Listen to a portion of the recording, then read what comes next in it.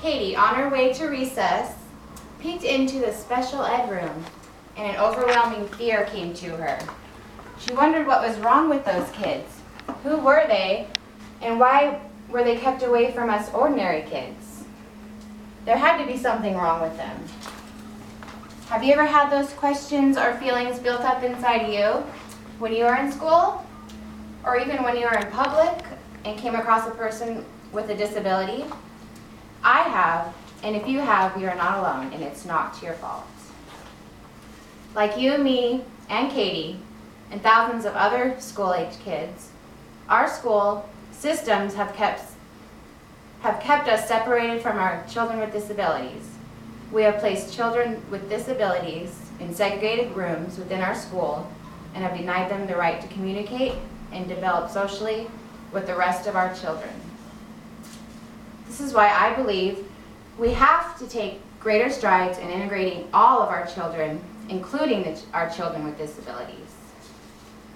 If we took this stride into our school systems and classrooms, we would be helping our children identify each other as equals. Children with disabilities will be able to begin their social development and interaction free of any negative reflected appraisals of themselves and their developing identities. According to Communication in Society, a book about how and why we communicate, reflected appraisals are the primary influence on one's identity, and the idea that a person's self-image is formed by the way we are viewed by others. If we keep our children with disabilities segregated from the rest of our children, we are setting them up to be viewed as unequals. If Katie had been accustomed to and influenced by children with disabilities within a positive classroom environment, they would be walking hand in hand to the playground. Educators are becoming more aware of this segregation and lack of development. Legal acts have been passed within our government.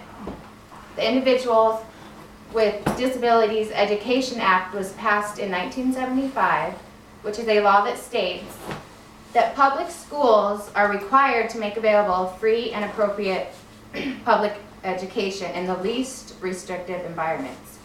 U.S. Department of Justice.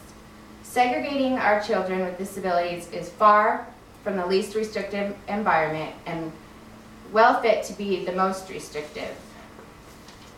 An article published in the Eric Clearinghouse on handicapped and gifted children acknowledges that teachers have recognized homogeneous grouping as less than optimal for people with disabilities who must learn to live and work in integrated communities. Because children with disabilities must learn to live and work in integrated communities just like any other child, it is our duty to give them the tools for success.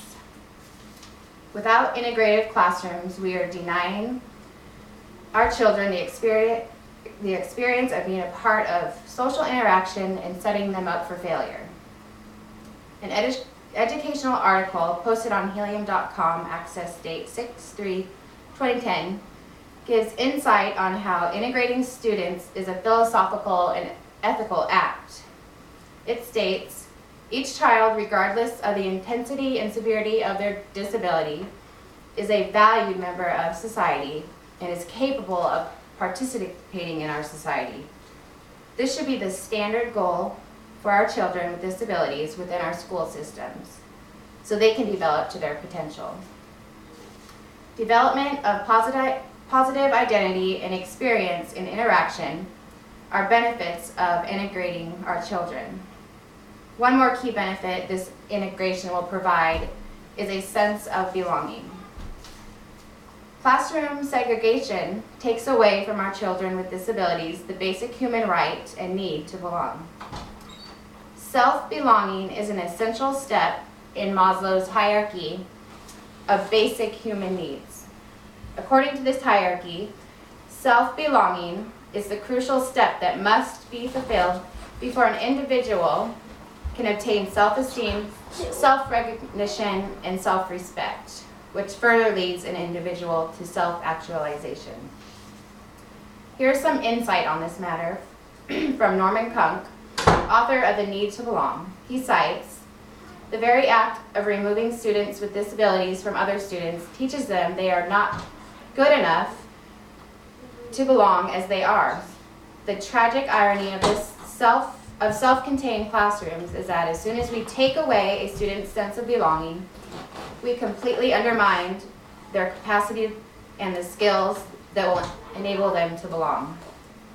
This is a basic human right we are denying our children with disabilities. We are restricting their full potential to develop